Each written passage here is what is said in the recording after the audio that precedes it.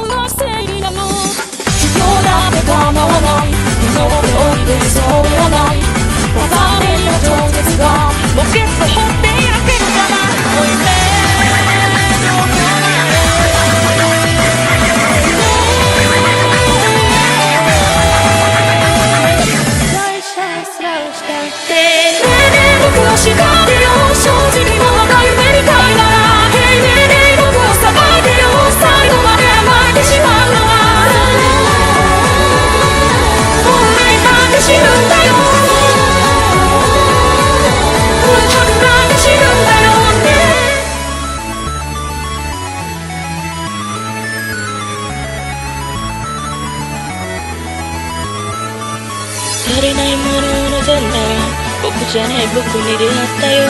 それでは前に進んだろう。クラクラしちゃう夜も足りない僕を愛してよ。エゴママが僕を育てたの。君には僕が見えるかな。孤独な見えるかな。命令僕と分かってんの。もう抱きしめなくていいんだよ。Hey命令僕が分かったらもう一度笑ってくれるかな。命令僕を誓ってよ。正直者が夢みたいなら Hey 命令僕をさばいてよ。最後まで甘えてしまうのは命令僕を甘えてよ。もうじき終わるこの世界から Hey 命令僕と踊ってよ。最初からいないと分かってた。もうしたが死ぬんだよ。嘘つきだが死ぬんだよ。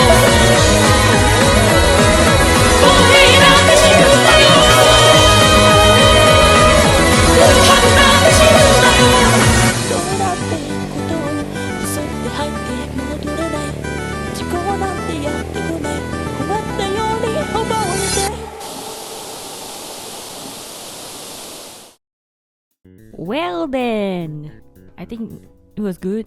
It didn't pick at all if you just focus on the master track.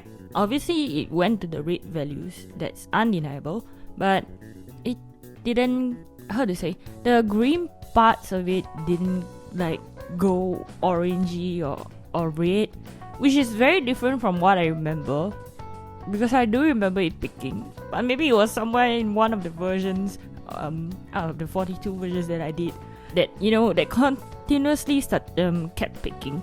But actually, it's like after listening to it 2.5 years later, I think it's good. It's quite good. So I just want to show you some of the effects that I used. You generally don't have to follow it. I think it's much better that you don't follow it. I don't use the foundation of mixing. Like a lot of people say you have to, do this and that, this and that, this and that, but I don't follow. So anyway, some of the effects that I use personally, my favorite effect that I like to use is this FFT filter thing. But this FFT filter thing is like, you have to know what you're doing, because obviously it controls the frequency. There's the EQ, there's the gate, compressor, convolve, I don't know what's that, and subtract. Obviously subtract is just on the little noises that comes if you're recording that you don't like, so you just cut them off. And then I always stick to the EQ. And so usually how my mixes go is like, I just lower the mid, and probably I will increase the highs, and then for some of the songs, just some of them, I might just decrease the lows, and then probably I will just increase this a bit if I want some of the hissing sound. Some people use the breathiness plugin, except for me, I don't do that. So yeah, probably I should. But yeah, but the rest of it remains standard, so I don't mess with any of them. For the FFT filter, personally, I like to use the EQ and the subtract only. But when it comes to compressor, I like to use the stock version.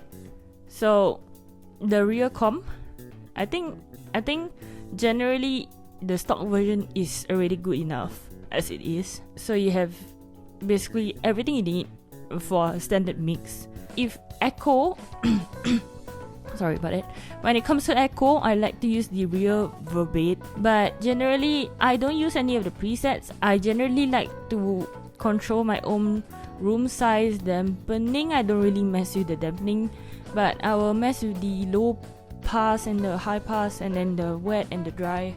So basically the wet is like the echoey to sort of give your voice some kind of it depends what kind of atmosphere you want to give, but usually I would mess around with the wet if I want a certain kind of ambience. Like for example, Goes Through, I thought I mess around much with the wet, unless I did, I don't really remember, because I wanted like a haunting feeling. So yeah, so the real EQ, there's presets as well, but I don't really use the presets. I would mess around with the real EQ. So generally I will only use this real EQ if FFT filter doesn't give me what I want. So I will just top up with the real EQ, but I don't mess around so much with the real EQ as much as I do with the real with the FFT filter. I feel like FFT filter allows me to experiment quite a fair bit. So yeah. Oh, of course, the rear tune. Last time I used to use the rear tune a lot. It's really good. I just feel that if you want to use this rear tune, especially when you want to manually correct some of the notes, obviously your raw vocals themselves already have to sort of hit the correct notes. Even, I mean, if it's off by a few cents, that's okay. But if it's like off by probably 1 or 2 notes away, high or low, I think it's just better to re-record. That's just my own personal opinion, because nowadays I'm using Melody, so I don't use this real tune anymore. But the correction, this automatic pitch correction is really very good if you want to achieve a certain kind of effect. But obviously stock plugins come with their own special effects. Sorry, my vocals just cut out over there. So generally I was upsetting real tune, and then I just looked back and I just realized that the audio just cut off. I forgot I'm using BandLab to record, and I just forgot that BandLab has 15 minutes maximum of recording, so I think I am not going to extend this longer than it is. But generally, I just wanted to say that, this is just my mixing process. For this song, I used Kagami Len V4X Power and Serious, then I messed with gender factor so that he sounded more male, but he sounds like Meiko in this mix. Maybe I might have messed up somewhere. And then I also used Miku, except Miku is not very obvious. She's more obvious in the I would say the ad-lib, the say whoa, that part. She's more obvious there. And I also used her in the last part, but I think she's not very obvious there.